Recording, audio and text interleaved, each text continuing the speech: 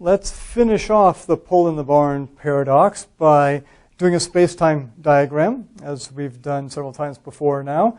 And here's all the calculations we did before. And here's a space-time diagram where the black axes, 90-degree axes, horizontal and vertical, are Bob's barn frame of reference. And we've got meters and nanoseconds, and put the units on there. Here's where the barn is. We're assuming the barn is at x sub b equals 0 and extends to x sub b equals 8. So that's 8 meters there, pretty close to that. And in nanoseconds, 10, 20, 30, 40 nanoseconds, and so on and so forth. We'll get to the green stuff in a minute, but the red is the essentially space-time path, the world line of Alice's pole as she moves through the barn from Bob's perspective. So right here at this point, at t sub b equals 0, the pole is just at the front door of the barn there and goes backwards here 8 meters, because that's how that's the length that Bob sees the pole being. And then as time goes on, when it's at 10 seconds here, it's at not 10 seconds, 10 nanoseconds.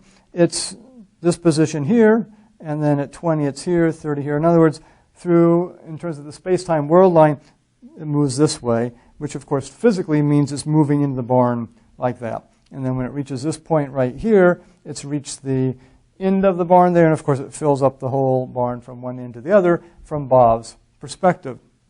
And note this is at about 44 nanoseconds, just as we had over here, 44.4 nanoseconds is when the photographs are taken by Bob. So he has one clock at each end, one clock here and here, that take the photographs of the end of each end and get the 44.4 nanoseconds.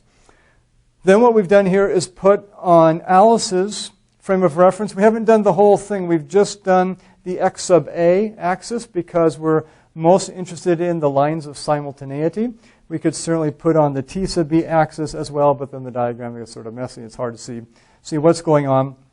So x sub a, you may remember the slope as we calculated it is v over c squared. And using the numbers up here, we get 2 nanoseconds per meter. So that's where we get this line from, and then try to plot it correctly there. So we did that calculation when we first derived how to put one frame of reference on another frame of reference here using the Lorentz transformation. So that's where that comes from. If you're wondering how do I know what angle to put this at, that's the answer right there. And there's a similar calculation we did, of course, for the t sub a axis, which again we'll leave off for this diagram. And so in this case, we have the lines of simultaneity. And I've just drawn parallel lines to the x sub a axis. I haven't tried to figure out exactly the spacing in terms of precise numbers here. But the key thing we can see is as time ticks off here for Alice, okay, so these are like 1 tick, 2 ticks, 3 ticks, 4 ticks, or whatever it happens to be. Right here, at this time, we can see that the barn reaches the end of the pole, or the front of the pole from her perspective, and that's when Bob would take the 44.4 nanosecond picture.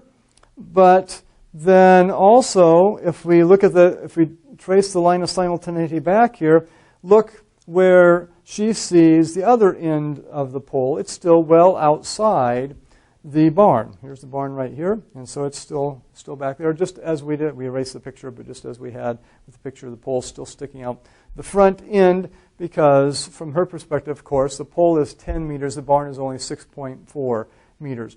Now, if you did a very precise diagram and put both of Alice's axes on here, you could also show that you get the length contraction effect as well, and in terms of how long she would see the barn being not 8 meters, but actually 6.4 meters there. But again, that gets a little messy in terms of the diagram. But it does show that in our basic combined space-time diagram, you can actually see these effects of the relativity of simultaneity in terms of when the barn doors close here and how far the pole fits in to the barn and so on and so forth. So it essentially is consistent with our quantitative analysis we did before.